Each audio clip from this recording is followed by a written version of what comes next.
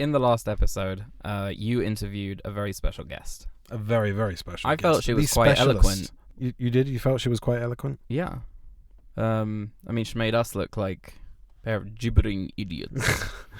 The thing is that I didn't want to sort of have a full-on debate with her about it. At the end of the day, she feels a certain way about that scene, and I just wanted to get her thoughts on it. Well, I really identified because I'm also married to an Israeli woman. Woman. Yeah. I really understood what she was saying about their reaction to things that they aren't expecting or aren't used to being, whoa, that's weird. Right. So let me just give a little bit of context here. My wife, Michal, was on the podcast last week, and I asked her about the ending to Raiders of the Lost Ark because, in her opinion, it's weird. Here's a clip. You come to this really fun movie, a lot of adventure, and I was so hooked. And I loved the script, and I loved the characters, and I loved everything about it. I had so much fun, and then I get to the end, and I'm all of a sudden in a different movie.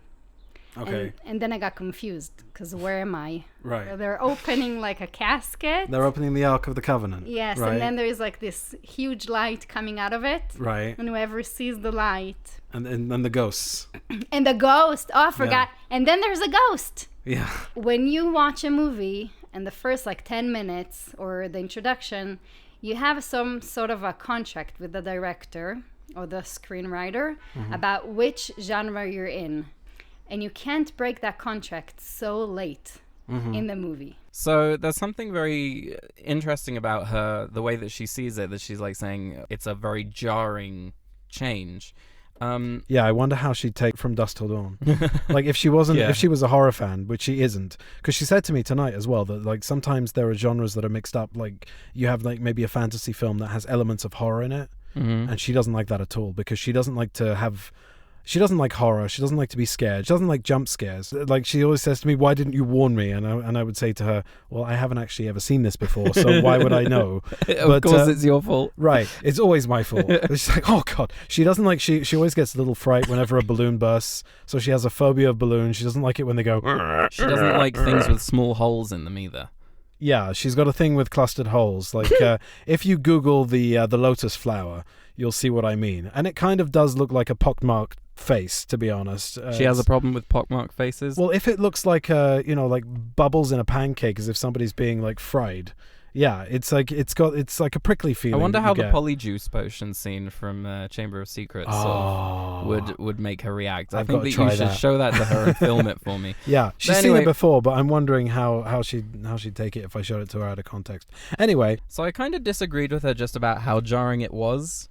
Because, I mean, to each their own, and everybody's cup of tea is either weak or strong, and you like it or you don't, Marmite. Right. But, like, I think that, the whole progression of the scene, it goes very quiet, and then the equipment goes, and there's a little bit of confusion, and then this thing happens with, like, this, the creepy sort of... I've always felt that the Ark music... is sort of ominous in and of itself. Of course it is. It's extremely ominous. But like it kind of has a beauty to it, and then as the characters are saying, oh, this is beautiful and all that. Well, Belloc says it. Yeah. You're kind of along with them. That was the point that I made last time. Then you listen to the music, and you played the music right there in the episode. It kind of has a moment where you can almost see John Williams going, okay, now we're going to give them a second, and then it's going to transition into this. And it transitions so quickly into horror, and so does the scene, and we are supposed to be just as shocked at it as the Nazis are. Right. And I think that it's very, very effective. I don't actually feel that it's particularly horror-like. I mean, the music's a little bit... Well, I mean, there are the melting faces and the exploding heads and the... It's just gory. It's not particularly horror-like. I mean, there are ghosts.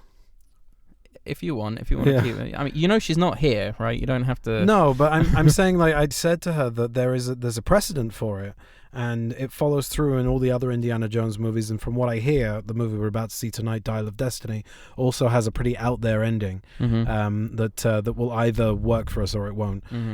But the whole point of establishing the arc, the whole point of all the exposition that we talked about in the previous episode, and sort of building up the mystique around it, is to preempt that scene. Yeah, there are markings all over the movie about how dangerous this is going to be. I think that it's great that it kind of springs it on the audience like that, because you're going along with Indy the entire way through in your skepticism. Yeah. And I'm thinking about this now as somebody who has seen the movie a million times and has seen all the subsequent movies a million times. Yes, even Crystal Skull.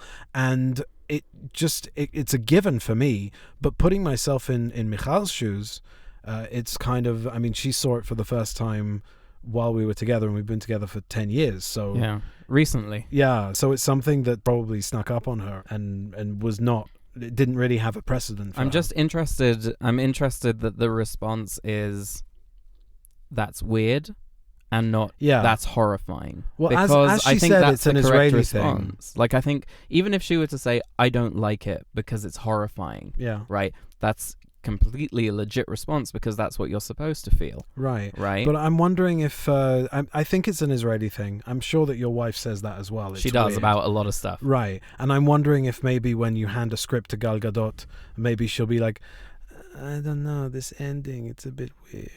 You know. So what? I'll need to check next time I hand Gal Gadot a script. All right, well, that's fizzled out now. I'm sorry, was I supposed to take that and run with it? Here, have this bag of poo. Run! Run, boy, run! The papers? I haven't. I've just read mine this morning. Run. Run. All right, let's have an episode. Yeah.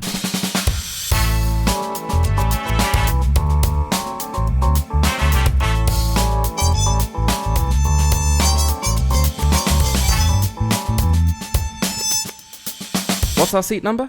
Hello and welcome to What's Our Seat Number, the podcast that you're currently listening to. I'm Johnny Gross, a freelance filmmaker who does jobs that have as much to do with films as piano moving does to a John Williams. It's like, hey, I'm a conductor. Well, I make chopsticks for a living, and in theory those could be used to conduct an orchestra, so it's kind of related. With me as always is my brother. We found him dusty and becobwebbed at the back of a booby-trapped cave in a stone tomb surrounded by snakes, bugs, rats, and killer ants. He's a 3D artist and published game designer. It's the one and only Simon Gross! That is the best way that I've ever been introduced into anything. We found him in a becobwebbed. That was great. Well, I think we should go over to the news desk. It's time for some movie news. Movie news. So first up is a piece No, you have to come up with a funny name. Fuck me. It's hot in here, and I'm melting. I'm David Corenswet. Nice. Very good. Because the first bit of movie news here is the fact that Rachel Brosnahan and David Corenswet have been cast as Lois Lane and Superman, respectively. And this has been all over social media to the point where people were writing things like, has anybody heard about the casting of Superman yet? I've been waiting for it all day. Does anybody know who's been cast? Anybody? Very gifted comedians. What a talent indeed. The internet is. So yeah, it seriously has been like that. It's been constant, like every other post. So why would you bring that to movie news if it's not news anymore? Well, I mean, it you is just still want kind to of be current news. and relevant, don't you? Yes, indeed. But I think that he looks the part. I think that she's amazing. So I'm good with that. Yeah. Flash failed miserably at the box office this week. At least it's behind Warner Brothers projections, because to us, 35 million is a bit of a chunk of change. Quite a bit of money. Yeah. So during its opening weekend, it grossed an underwhelming 55 million at the domestic box office. In its second weekend, that dropped 72% to a mere 15 million, with some pundits already predicting that this will be a box office bomb. It's been said that Flash may lose Warner Brothers a whopping $200 million. Ooh, boy. That's not good. Yikes. Well, I mean, the thing is that a lot of people are complaining that it's because anybody that says a bad word about the movie wants the movie to fail and has some kind of agenda against the DC universe somehow, or against James Gunn. A bad movie is just a bad movie. There's a reason for it, and it might not necessarily be because of that, but I don't think it helps. There's more AI controversy as Disney and Marvel use AI for the Secret Invasion title sequence. Have you seen this? Do you know anything about it? I know about this, yeah. Yeah. Backlash from both artists and fans was quick and severe. Says John Lamb, a storyboard artist on Twitter, this is salt in the wounds of all artists and writers in the WGA strike. And Jeff Simpson, a concept artist, even stated that he spent almost half a year working on the show, drawing character designs, and he was devastated to learn that Marvel outsourced the work with AI. I side obviously with the artists. Yeah, of course. I often endure a lot of eye rolls from friends and people in my life when I say that AI is a very scary thing for everybody. Yeah. And for artists. I'm not an alarmist. For editors as well. Yeah, I also saw. Yeah. I'm not an alarmist that says it's the end of the world, and I think that there have been some really cool things, and like I've used ChatGPT for certain like how to phrase an email or something, right? Here's the information I want to put in, can you make it sound more professional? Right. I think that the problem with it is when you start making deals with people that they get to do a job and then you turn around and do something else. Right, which is apparently what happened here. Yeah, that I think there are many problems with it. I think regulation is something that is impossible to do, but everyone's calling for it. Yeah. There need to be laws around it, but people are still going to break them. Yeah. And I think that the sort of practical thing to do is think, how do we best incorporate these tools into our workflows in a way that uses it as a tool and not as a cheat, right? And that keeps people in work, in their jobs, and allows them to accept it as a tool and not as some sort of conquering element to fear. To a discerning eye, to a professional eye, you can definitely tell, but it's only because the technology is still somewhat in its infancy, and I'm fairly certain that it's going to get better as the years go by. Of course it will. And it's going to get harder to tell, and that's when things are going to get much more difficult. But anyway, that's a chat for another episode. That was movie news. Movie news. I want to do a little pre-bit here. So what are your thoughts on this before we go in? Because there are certain things that, there are certain expectations that I'm trying not to have, that I inevitably will have.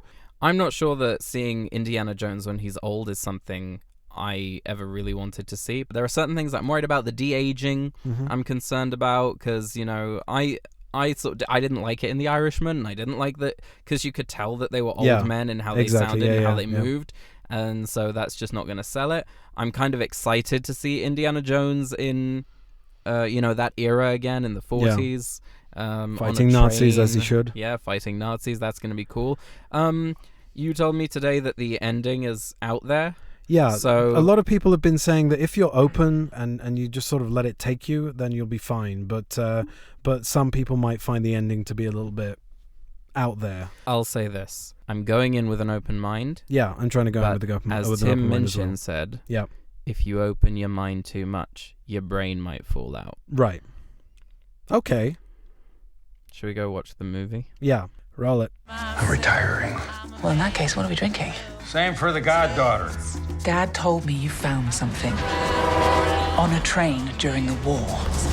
A dial that could change the course of history. Why are you chasing the thing that drove your father crazy? Hitler made mistakes, and with this, I will correct them all. You stole it. And then you stole it. And then I stole it. It's called capitalism. This way!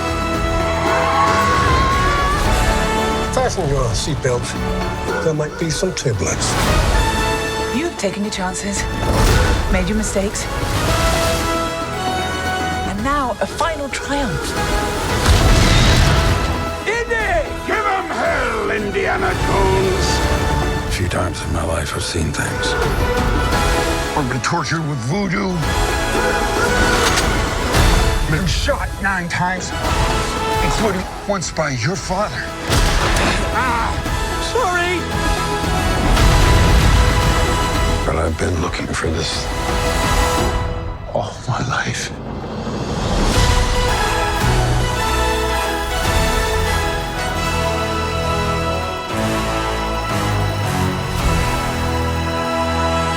Okay, so Indiana Jones and the Dial of Destiny. Yeah. Yeah. I really tried. I also really tried. I wanted to. I so wanted to. I will say this. There were definitely places, There were definitely places when I thought, okay, now we got going. The spoiler-free review is like this. Mm-hmm. It's completely unnecessary. It's full of wonky CGI, face replacement, forget the de-aging. There's so much stuff. There's a lot of face replacement in places that you wouldn't normally expect. Yeah, and there are also moments of CGI douchery in moments that could have literally been done practically. So I feel like that's a result of a lot of movies nowadays, where I just feel like, as I was talking about with Flash, that you had one Flash that was computer generated, like his face was replaced. Yeah. Which kind of pissed me off, because there are movies from the late 80s that did split screen marvelously and you can barely see the join. It's such a tried and tested effect that does not fail or disappoint. And if there's maybe a shot where something more complicated needs to happen, then sure. But I felt like there was a lot of face replacement that was done out of necessity. For example, Harrison Ford wasn't available at that moment, or he was in his trailer or something. Or I don't know. Too complicated. Or it's too complicated. No, well, I mean, he did a lot of stuff, but like he on did the do horse, a lot of stuff. There was a lot of stuff that he couldn't do. But he said in interviews that he can ride a horse. I know, and he can ride there a are horse. shots where he's obvious where he is riding a horse. But in the same sequence, there's a shot where he's being led out of an alleyway by the Nazis, and it's not him. Yeah. It's a stuntman with his face replaced, and every time he moves his head, turns his head or something, there's an obvious tracking wobble. So here's how I wanted to approach it, right? I was thinking to myself, this is going to be jarring. This is not going to look good. From the trailers, we can see it's not going to look good. Right. Try to invest yourself in the story they're trying to tell. Try to appreciate That's exactly the fact what I was thinking. that it's original Indiana Jones vibe. Right. But it's not. Because it does. It's what we said in the intro, or the pre-bit. It's like in The Irishman. He sounds like older Harrison Ford. He moves like an older man like as well. An old man. His hands are shaking, and also the jarring CGI. But look, within the context of the story they were trying to tell, I thought it was quite fun. Right, you know, I was really trying to enjoy that opening sequence. That's classic Indiana Jones. Yeah. Even though, because of the facial replacement, they played the whole thing out in complete darkness. Yeah. The way that Douglas Slocum used to light these movies, and the way that Janusz Kaminski lit Crystal Skull, two very different cinematographers, but they both had somebody in common, which was Steven Spielberg. The style was to keep it kind of bright and contrasty, and I think that's in general Steven Spielberg's style. He likes to light up a space even where you wouldn't normally see that much light, because it's fantasy.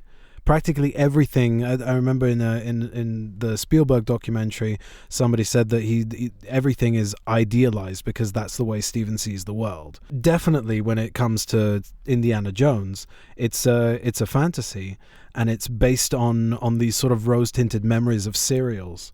And so, yeah, it should be lit like that. And this movie just seemed very dark in a lot of places, and kind of drab, and kind of drained of color. I think that James Mangold's strength was in Logan.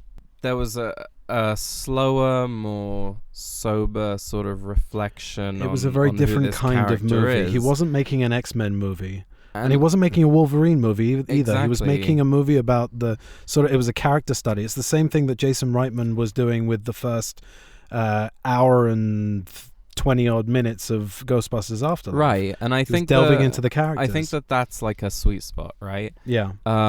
Especially if you're going to do something different, very, very different. I'm not sure that I needed a sober reflection on Indiana Jones, right? And we didn't get that. Some of it, we did get some of it. We did, I think the scene on the boat with Helena and all that. We won't go into spoilers yet, or we will. Oh, fuck it. This is a spoilery episode of Indiana Jones. Okay. If you wanted a recommendation, was it better than Crystal Skull? I don't know. Was it worse than Crystal Skull? I'm going to say definitively, in my personal opinion, as somebody who has mellowed on Crystal Skull quite a lot in the last 15 odd years. How long has it been actually? 2008, 15 years. I would say this does not beat Crystal Skull for me. I have managed to enjoy 3/4 at the very least of Crystal Skull, and I know that the finale's coming, and you enjoyed maybe a quarter of this movie put together. I think so, yeah, because the finale of this movie, by the way, we talked about it in the pre-bit, that it's been warned. It's definitely, if you open your mind too much, your brain will fall out. Yeah, like, it's so definitely quote-unquote out there, and it's kind of dumb as well. Like, I was watching it and I was thinking to myself, there are shades... Who thought this was good? There are shades of, like, it looks like Game of Thrones. It looks like the Scorpion King... The whole movie, I felt like everyone was doing cosplay. Right. I felt like Harrison Ford was doing cosplay. Yeah. The only person who looked like she was authentically belonging was Phoebe Waller-Bridge, who did a fantastic job. She was great, yeah. I thought she was great. And there have been whispers of a Helena Shaw kind of offshoot.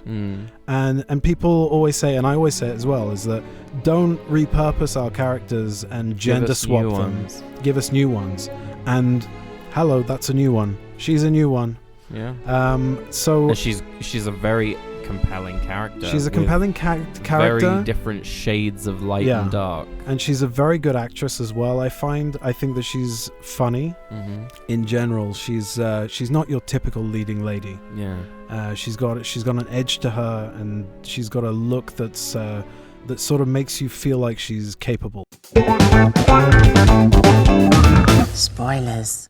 So from this moment on, we are going to unleash the spoilers. Unleash the spoilers. If you haven't seen the film yet, and you were looking for does it beat Crystal Skull? According to Johnny, no. And according to me, also no. I didn't think that I'd be able to say I prefer Crystal Skull over another Indiana Jones movie, but I had a feeling tonight that would be the... I thought so too. You know what I was thinking?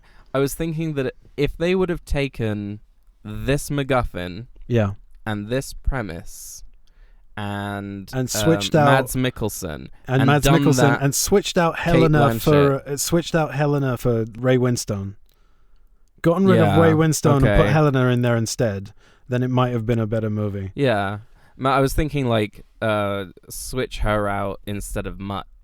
I'm not a massive fan of him. That could be. I think that would have been a lot better. Junk that weird ass final leg and make it exactly how it should be, which is that the dial does something to the bad guy that kills them in a horrific way. What I was thinking about in terms of the dial was that maybe it would do something more akin to what happens to Donovan at the end of Last Crusade. Yeah. But they can't do that. They can't do that again. So I was hoping that if they did do time travel, that it would be back maybe actually to the 30s or 40s. I need to digest this a little more, but I feel like it should have been smaller scale.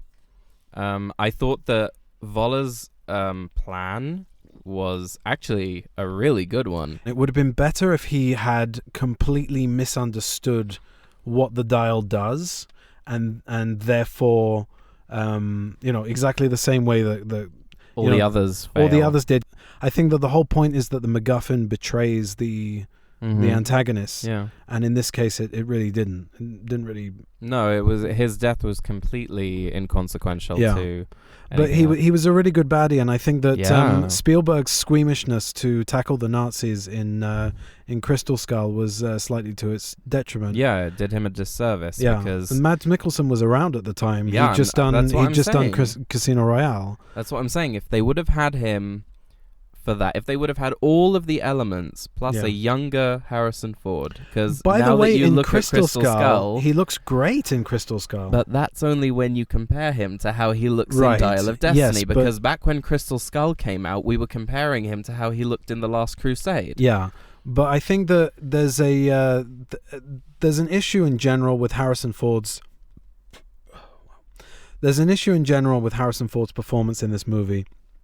And that is more or less the same complaint that I have about Patrick Stewart in Picard, is that he's getting very old to the point where he can't say his lines with enough conviction to, like, there's a lot of bum line readings in there that that kind of took me aback.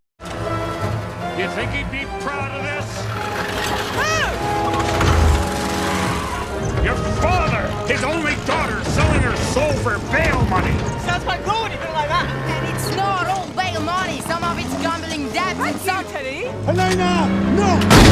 Elena! How did you end up like this?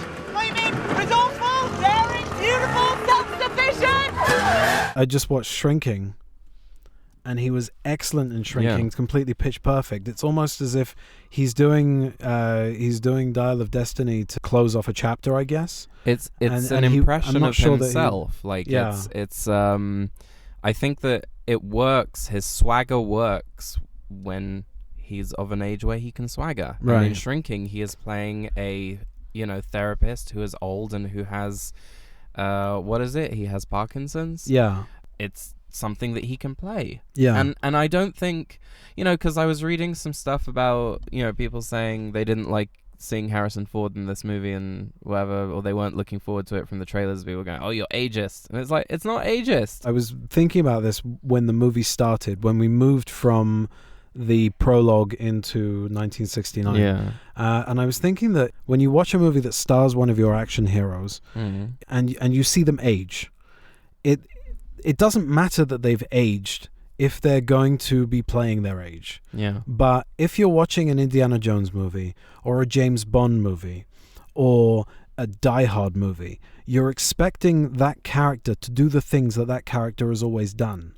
And Indiana Jones in this movie cannot do those Indiana Jones feats that he's been doing for the past 4 movies. Yeah. Because he's much older. While they're addressing the age, and they do mention it quite a few times, and it's a part of the story, at the same time, he's going off on an adventure where he still has to be the Indiana Jones we know and love. And obviously, if you're a fan and you're going to see this movie, that's what you want to see. Yeah. So it's and that's kind of what you got in Crystal Skull, because you know, he did a lot of that stuff himself, and it felt more authentic. Yeah. There was I don't remember there being face replacement. I'm sure there must have been some kind of enhancement somewhere, but not that I can remember. More or less, the first time I really ever saw that was in Skyfall on the top of the Grand Bazaar. Yeah. And they replaced both Patrice's head and Bond's head. Yeah. And that was very jarring, and I didn't like it at all, because I remember you didn't like it. Because I'm quite happy to see the stuntman. Yeah. Because I'm going, that guy's doing it. Yeah. Whereas if I see face replacement, it's yanking me out of the scene. And during the entire prologue, by the way, as we were talking about, it starts off in 1944, and you're thinking to yourself, oh, this is like peak Indiana Jones. We'd never got to see him actually during the war fighting the Nazis. Post 1939, we haven't seen that yet. Yeah. And we've got here like a really great opportunity to see Indiana Jones in action fighting the Nazis, in 44, and it just like it took me out of it every time. I think what they did was, by the way, the deep fake shots that they showed in the trailer are the only passable shots in the entire sequence, and even those are not. Even those right. are slightly wonky, but they're much better than what we've seen before. And everything else around it is wonky. He looks like a game character from a cutscene. Yeah, there's a lot of problems with the fact that it's set in the sort of darkness, because the shadows have to pass over his face in a way that's semi-believable. Right. And I found, apart from the janky tracking and the weird kind of blurred motion and his hair and his eyes, which didn't look right, and his blinking, like his mouth movements, like everything. Also the fact that the top lip curl is still not been solved. It's not that, it's still from Cavill's moustache problems. Yeah. Oh my god. It's like it's the same thing, and you cannot you cannot move the lips like that. Right. The lips move in a certain way, and I don't know what were they using. Were they using hand? They weren't doing hand animation. They were doing deepfake. They right? were doing like it's a newer AI deepfake technology that pulls from the entire Lucasfilm archive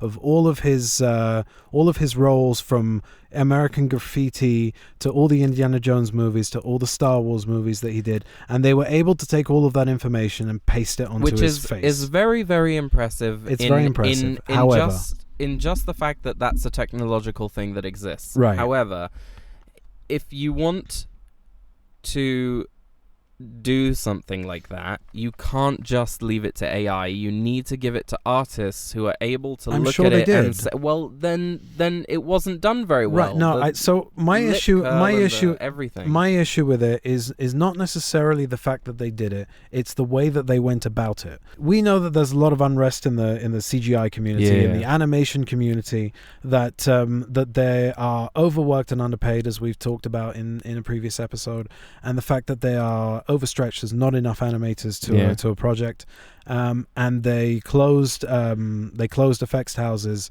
left, right, and center during COVID and after COVID. And the issue is, I think that they tried to do way too much with basically a technology in its infancy.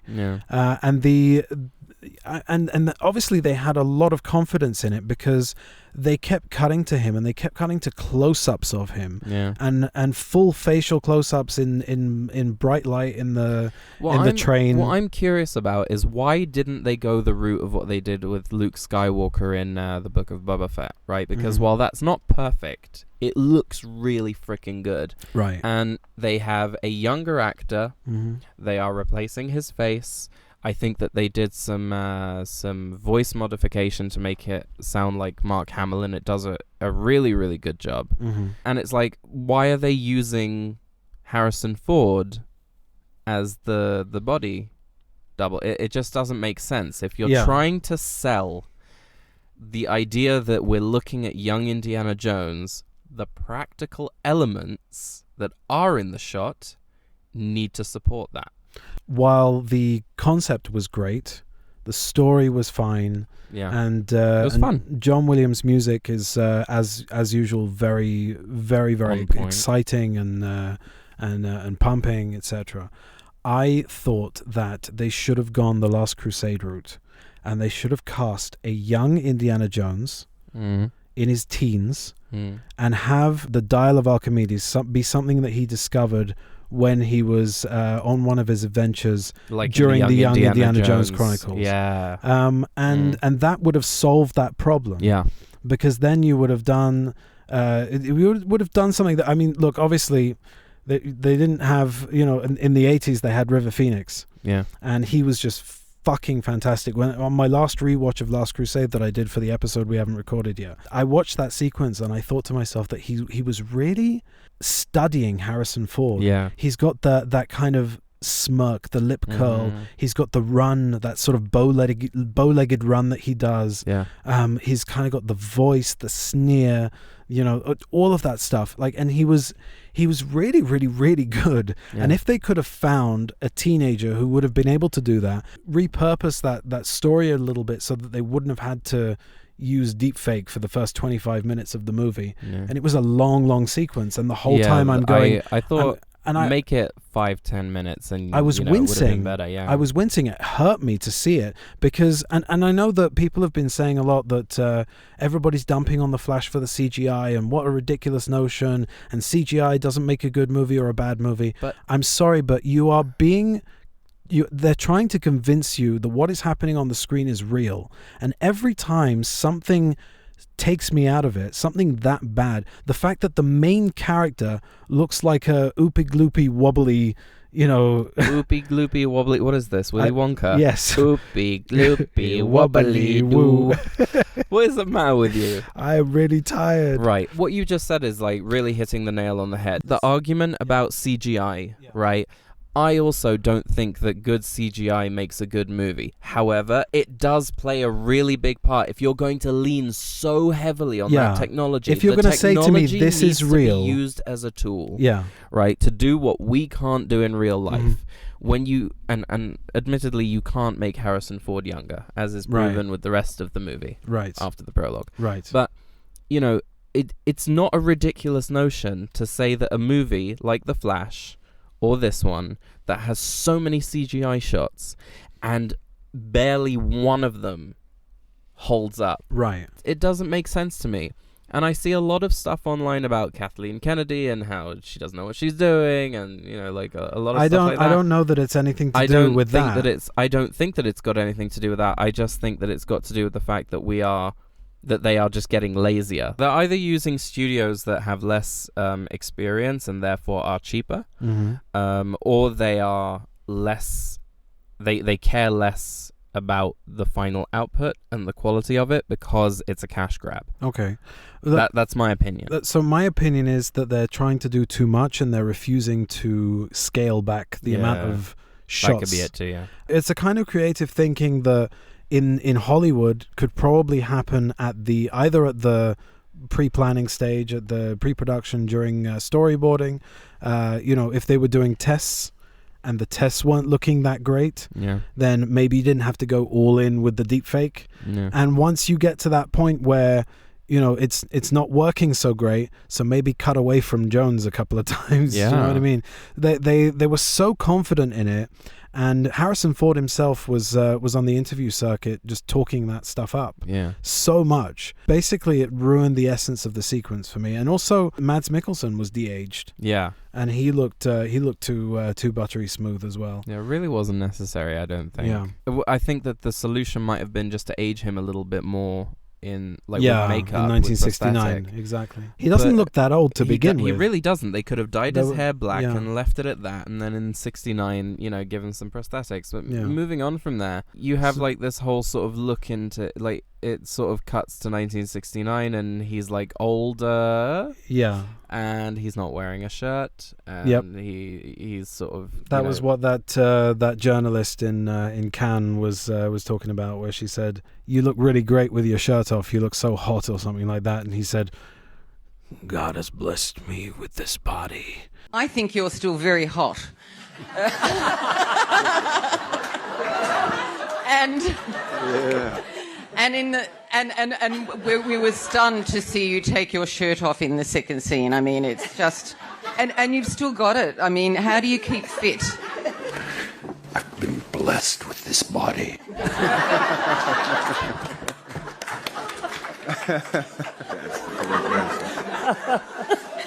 Thanks for noticing.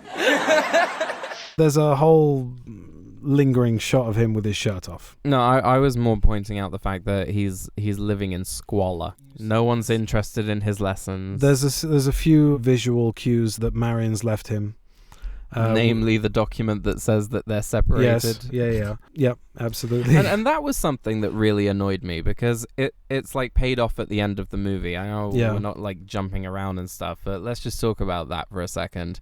So, in between Raiders and Crystal Skull, she had a child, right?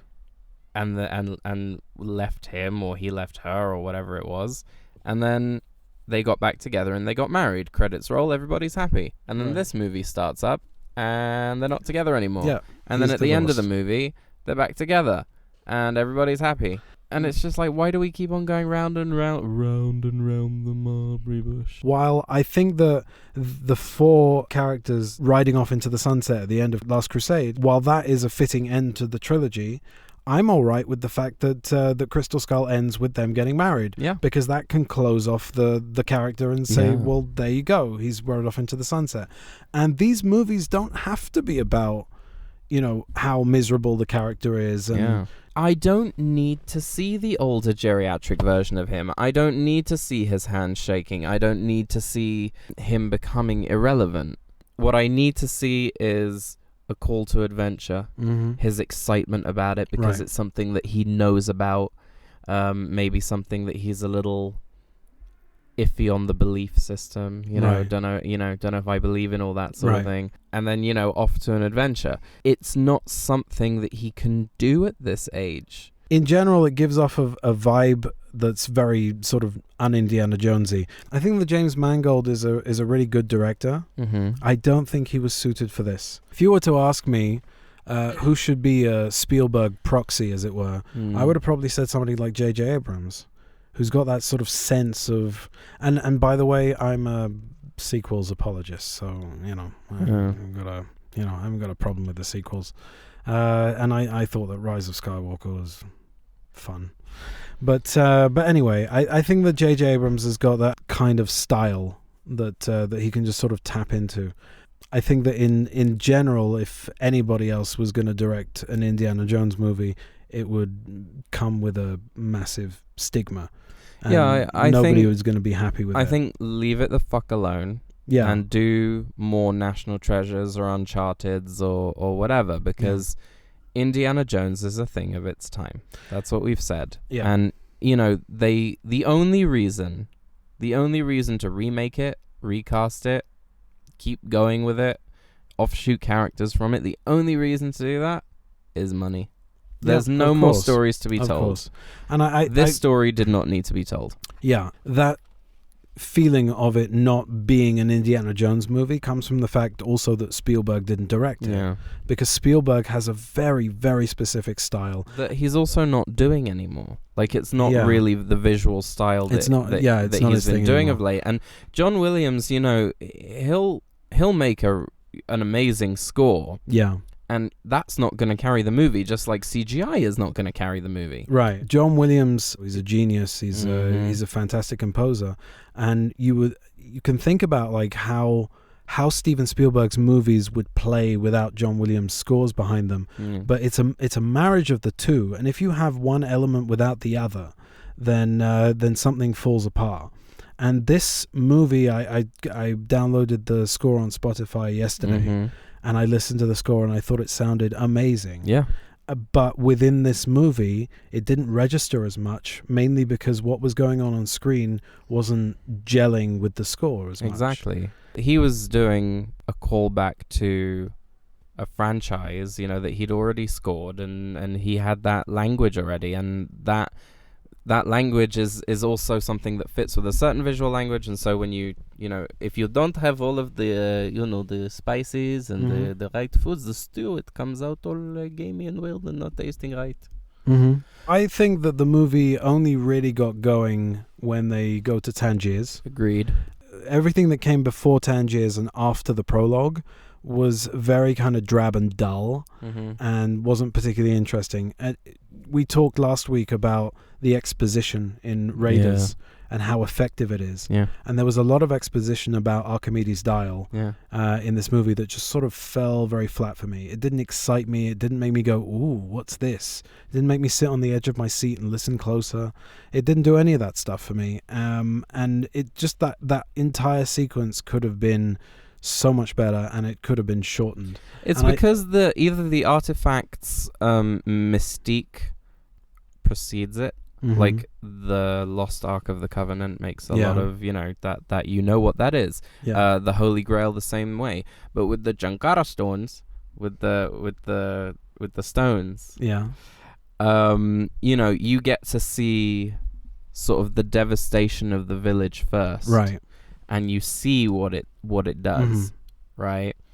And then you're told about it, and he brings it up, right? So we didn't get to see any of what it does. We didn't get to. We don't know anything about it because it's not a known artifact. Yeah. It's revealed at the end. I mean, you get an idea that it might be about time travel, and definitely reading about it beforehand, knowing what people were saying about the finale, I kind of guessed that was what was going to happen. That they were going to go back in time, and that was what was going to be outlandish. The dial itself and the what was the name of the tablet that they used to? I've already forgotten. Yeah, exactly. That's the problem. But that's the thing, is that if I say to you, the thing that they find at the beginning of the movie that sets the whole thing off is the scabbard of Excalibur. Right, that already makes you go, ooh, right, scabbard of Excalibur. Yeah, because you know what goes in there, and it could have all sorts of properties that, carvings on it that lead you to the next clue. Right. There are so many ways that can go. And, finding a round table somewhere that you slot it into, and then it creates a map room. Like, that's a really cool idea. And then if I say to you, the leather buttress of the, third age of empires of Cockney rhyming slang, then, you're going to go, quite rightly, what? You yell barracuda. Everybody says, huh? What? You yell shark. We've got a panic on our hands on the 4th of July. Exactly. And so that's kind of, if any of you were wondering what this movie is like, it's more the latter than the former. Right. I think also in general there's a few elements missing that are very much tied to Indiana Jones inextricably. One of them is the lack of a Paramount Mountain match cut, which it kind of dissolves from the Lucasfilm logo into a lock on a door, like a sliding bolt lock on a castle door. But I think they missed a trick by not dissolving the Disney castle into the castle that they were in well, it's supposed to be in Berlin, I think, but it's actually in Scotland. That's where they shot it. But yeah, so the lack of that, and also at this point when they go to Tangiers, there's no map. Yeah, and that annoyed you. Yeah, I saw you go, ugh. I know. I looked at you and I lifted my arms up and I went, and you went, what? And then I did a gesture of a map. A line. A line in the air. Where the fuck's the map? But when they go from Tangiers to Italy, to Sicily, we see the line. We see the line, but it's been After Effects animated with a lot of motion blur and kind of changes the. It's just unnecessary. I feel I appreciated the fact that it was there. It was great. Neither of us are into this, but I mean, I'm not into this. The movie's not into it, but it's nice that you're trying to make it look like you are. So I want to talk a little bit because we're kind of trashing this movie at the moment, but I want to talk about the things that I did like. First of all, I like the fact that Helena was double-crossing Indy the whole time, and that she had her own agenda. And I said it before, if you look at Ray Winstone's character, Jonesy, and she actually calls him Jonesy at one point, he goes, Jonesy? Mm-hmm. There's this scene in a kind of nightclub in Tangiers that I really enjoyed. I thought was very cool, and there's a kind of quasi Temple of Doom style skirmish going down, where people get punched with the exaggerated punch sound effect, and that was a fun little scene. Yeah, it was a fun little scene, but it was over too quickly. So there's a chase scene with the tuk-tuk, and that was actually pretty good as well. Yeah. I saw that in the trailers, and I was like, "Is this going to be?" That was actually one of the highlights of the film, I felt. Moving on to Sicily, where they start. Sicily or Greece?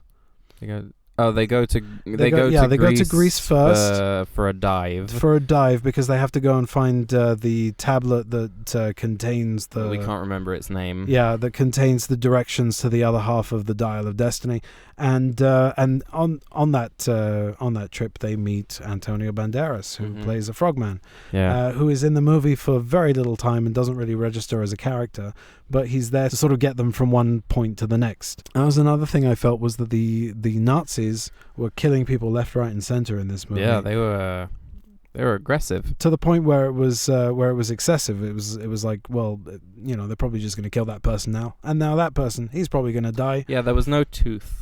Yeah. What do you think of the diving sequence? You didn't like it? It was a bit naff. Yeah, it was a little bit naff. You can't really see anything. There are eels.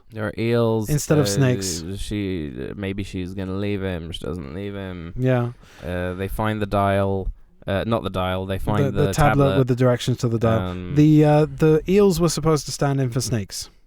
Yeah. Also didn't quite register. No. People don't seem to understand that when you set scenes underwater, it's slow and boring. That's what happened with Thunderball. It's not all rubbish. I'm not trying to trash it and say there's no good work being done. Obviously, a lot of hard work went into it. It's just that it's so, as you say, slow and meh. And it feels like he should be doing more of the sort of exploring caves, because when they go into the cave in Sicily, in the next scene, I was like, oh, this is really good, actually. Yeah, this is Indiana Jones. And the whole thing with the little cavern with creepy crawlies was, that was great. Yeah, uncovering Archimedes' tomb. Exactly, and finding the piece and all of that, and the bad guy shows up. Right. And, there's like, there's some really great stuff, and then they shoot him, and that's kind of where I was going, are they gonna kill him? Yeah, so I told you actually that I'd read that I wanted it spoiled for me, just that one element that I wanted to know that he doesn't die at the end of the movie. Oh yeah, you said. Because they keep doing that. I forgot about that. Like, Hollywood just keeps doing that. Shosh asked me how the movie was, and I said, I don't know. I sent her a text. It's like, I don't know. They didn't kill him. Yeah. And she was like, that's the bar? And I was like, in Hollywood, you guts to kill them legacy characters. Yeah. So once you get to the finale, I thought that maybe my information had been wrong and that they were going to let him die. So they shoot him in the chest, and the Nazis, and they take him on a plane. And I have a Helena, question though. Did you get how the dial actually works? The dial points to fissures in time that are coordinates in the globe.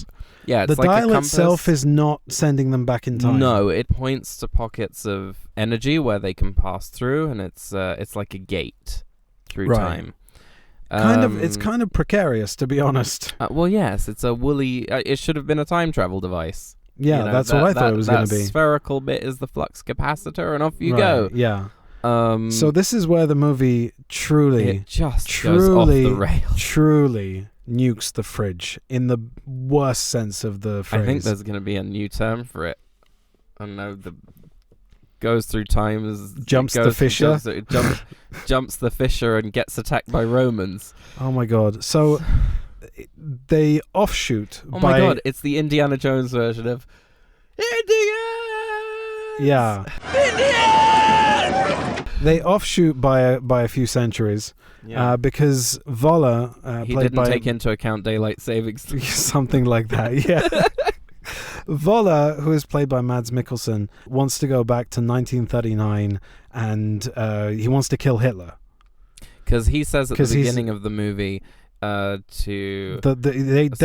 Americans didn't win the war. Hitler lost it, which I thought was a really good motivation. That he says he wants that he could see all of the mistakes happening, and now he has a chance to right them, and he has a chance to replace Hitler as the Führer. Yeah, which is outlandish in and of itself, and it would have been great if that was his sort of delusion. That was his sort of delusional dream. World domination, same old dream. Our asylums are full of people who think they're Napoleon or God. But what actually happens is so much worse. Yeah.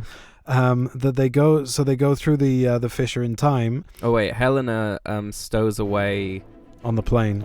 Yeah. Which I know that Uncharted is based off Indiana Jones, but when Indiana Jones starts copying its that whole thing imitators. where she's on a bike and she jumps onto the landing gear and it takes her up into the plane and she waits. That's Uncharted 3 before the plane explodes, and then jumping out of the plane also. But like she's stowed away her little short round friend Teddy. Yes. I really expected the music to go every time he was on screen. He wasn't as kick-ass as Ke Huy Quan though.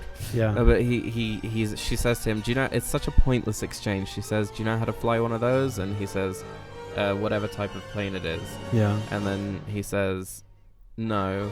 And then something else, and she says, "Well, you've never flown any kind of plane."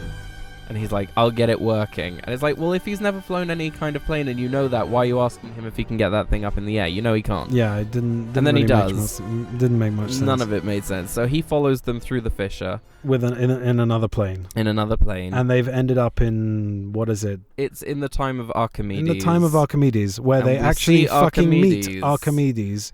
The Romans are attacking. And they're firing arrows and stuff. Yeah, and spear-like things hit the plane, and the plane starts going down, and Helena grabs Jones, and they parachute out. Right. And he's like, "I'm gonna stay here, kid."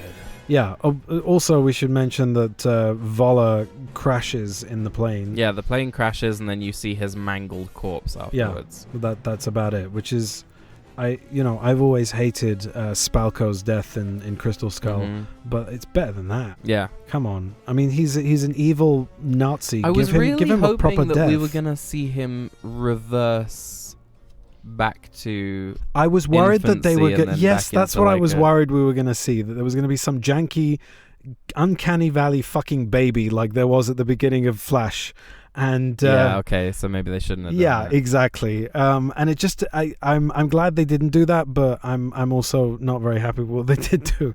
I want to clarify here that this is not some butthurt fanboy reaction to this movie, because I was excited to see it because it's an Indiana Jones movie. So it is kind of a butthurt fan. No, but the fact that I'm saying the fact that it wasn't particularly good doesn't bother me either way, because I know that I've got the original 3. You mean to say that you're not having an emotional reaction to it? No, it's not a No Time to Die situation. No. I'm observing that the ending was really overblown and overworked. You have to be able, and the amount of screenwriters in the credits, by the way, kind of belies that. Yeah.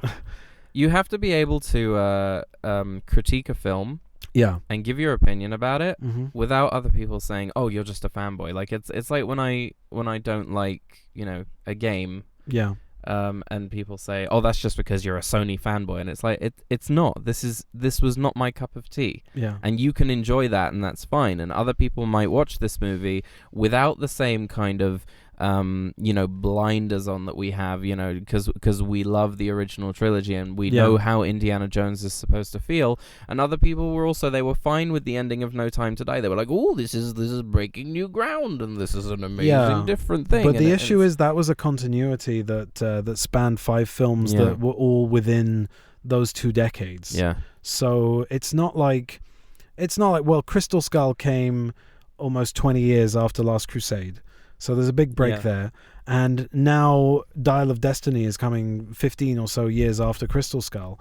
So there are big breaks in between these movies. And by that point, I'm just like, well, it doesn't really need to happen. No. And so I can really sort of take it or leave it. And the rest of it is like kind of, all right, that happened. Doesn't the ending just kind of feel like it comes out of nowhere? So Archimedes comes, and Indiana Jones is saying that he wants to stay here. He wants to remain a part of history because he's irrelevant where he is now. So, and I was thinking about that as well. It's like, it's okay that, it makes sense that the archaeologists should get to touch history. Yeah. But it should have been done in a much more subtle way. It was very, very odd how it was handled, and it was in broad daylight, and it was like just the Roman ships with their ballistas and whatnot. It was very out of place. It was very strange. Yeah.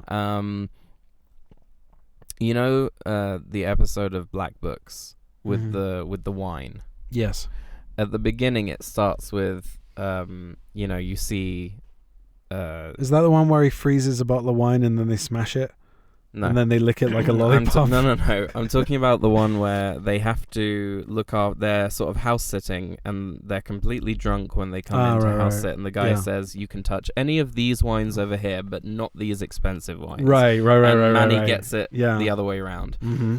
And there's a moment at the beginning of the episode where there's like a very cheap looking shot of an abbey, of a church or whatever it is, and there's a monk running across the lawn, and he's going, "Abbe, Abbe, Abbe." Right. That was what it felt like watching Archimedes and his, what were they, interns? I don't know, like running at him, like, Somebody said when the Three Musketeers came out in 1993, the Disney version, that the kids have been playing in the costume chest.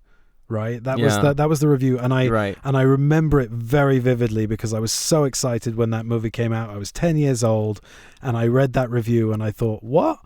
And to be honest, there is a point to that, in that it's very much kind of a period movie with a modern sensibility. Yeah. And everybody, all the, like, Chris O'Donnell's talking with and Kiefer Sutherland speaking with American accents. D'Artagnan. It's basically Young Guns light. Yeah. But like, that's, I would say that is way more authentic than what we saw in this movie, because now I'm looking at it and I'm going, oh, They're back in the costume chest again.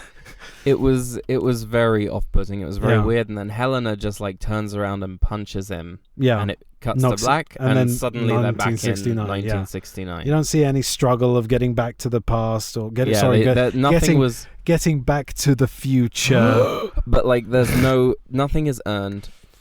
And then suddenly, Marion walks through the door. And for some reason, tell me if you picked up on this. Did she have some kind of CG work done on her face? She looked a little fluid. I thought maybe, but I couldn't. I was trying to like pick that out, and I felt that they did the same thing to Carrie Fisher. Maybe some light airbrushing. Yeah, I think they did the same thing to Carrie Fisher as well in Force Awakens. Smooth out some of those wrinkles. Yeah, but the fact is, she's supposed to look her age, and they didn't do that to her in Crystal Skull. And I saw her on the red carpet, and she looks fucking great. So why do that? I don't get it. Because everything is a little bit touched up in this movie. Yeah. The other thing that I found a bit cringy.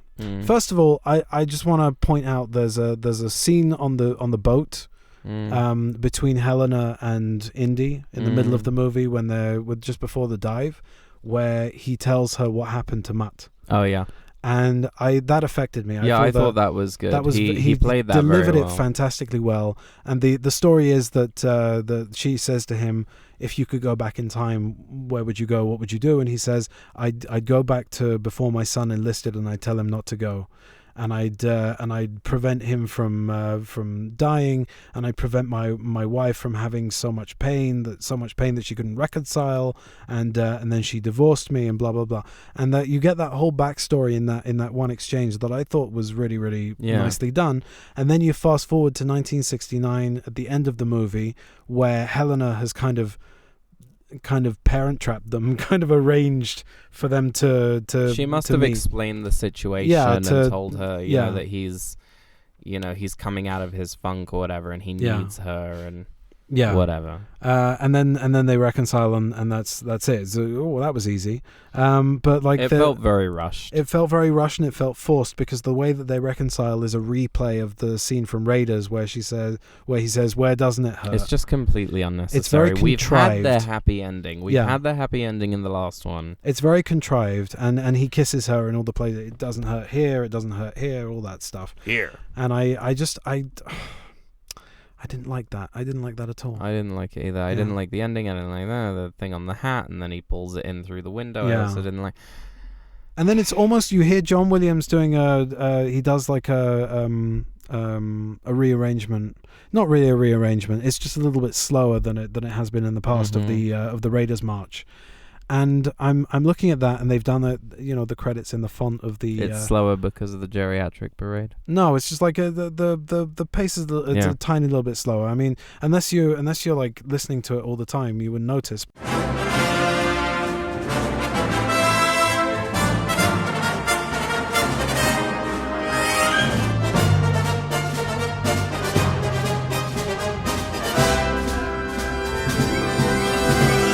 And then the font is the Raiders font from the title sequence of Raiders and Last Crusade and Crystal Skull, and it's kind of saying to you, "Hey, that was an Indiana Jones movie," and I'm going, it didn't really feel like it didn't really feel like an Indiana Jones movie for most of it, and with that, I've got to say it was kind of disappointing.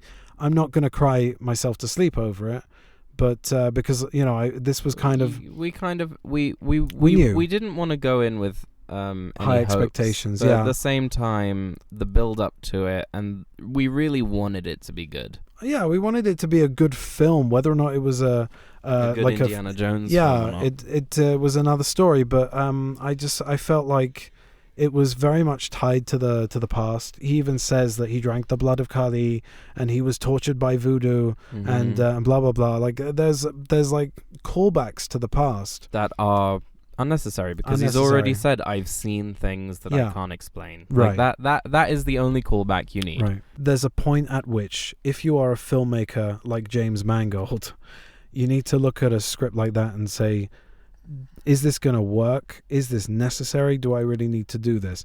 I mean, obviously, I think what I got from him in the interviews, in the press junket, was that obviously he was, kind of like J.J. Abrams taking on Star Wars. He was extremely honored to be given the chance, and he was like aching to direct an Indiana Jones movie and all that kind of stuff. Yeah. But at the end of the day, there's a huge risk factor that didn't really pay off in my opinion. But that's just me. I agree with you. Yeah. I mean, I'm sure that a lot of people will enjoy the movie, and it is enjoyable in part. It's not a dumpster fire. It's not a dumpster fire. But I mean, I knew that there was a chance that I would come out of this movie going, I would prefer to be watching Crystal Skull, and that's what happened. Hate to see it. Yeah, but that's what it is. Yeah. I don't want to watch Crystal Skull. I want to watch Raiders or Last Crusade or Temple. Also, the Henry George Jr. Also, there was again going back to the CGI, it really put a damper on things. Yeah. There's also a shot where he's running across the top of the train where it's a CGI stuntman. Yeah. There's a whole flashback sequence that wasn't necessary, that we could have been told about it. Yeah. They didn't really We were told about it. We were told about it. We didn't need to see it, and they de-aged him to, I don't know, 50 or something like that. Crystal Skull age. Yeah, or 60, yeah, something like that. The problem is that we have reference for what he's supposed to look like when he's young and when he's 60. I think that when you have somebody as famous as Harrison Ford, who people like us have been watching for our entire lives on the screen, you know what the guy looks like, you know what his mannerisms are, and you know what you're supposed to be seeing, and it just doesn't give you that. So there's definitely something missing. I would like to say to all of those people that weren't bothered by the CGI, I envy you, because I was bothered by it, and it took me out of probably what was probably a very, very exciting opening sequence. This is what Shosh says to me all the time. Yeah. She says about CG and stuff when it bothers me. She says the average person doesn't notice it the same way that we do. Yeah. And I think I don't know how it's glaring in this movie. It's really, really glaring. Like you have to be able, in this case at least, you have to be able to see that the facial muscles are not moving the way they're supposed to. Yeah, they're moving like flubber. A lot of times when you make something artistic and people who are not artists look at it and they say, I don't like it. And then you ask why, and they can't give you an answer. It's because they don't see it with the critical eye that you do. But it doesn't mean that they're wrong. Right. And I think that when you say you're not bothered by it, it wasn't something you were really paying attention to. Right. But if you do know, or you are bothered by those little details, it's extremely off-putting. Right. Anyway, there were definitely some good parts. I don't recommend the movie though. Yeah. Wait for it to come out on streaming. I would say wait for Disney Plus. But I mean, look, it's to each your their money. own. Yeah, to your each money. their own. Just No, throw it in the. You know what? Yeah. Take your money, put it in a barrel, on the balcony. Pour some gasoline on it and set it on fire. And you'll probably have something more interesting to look at. Oh my goodness. Anyway, Indiana Jones and the Dial of Destiny. That was our review of that. Join us again when we will talk about something else on a podcast that you might hear. Good night, Johnny. Good night. Bye.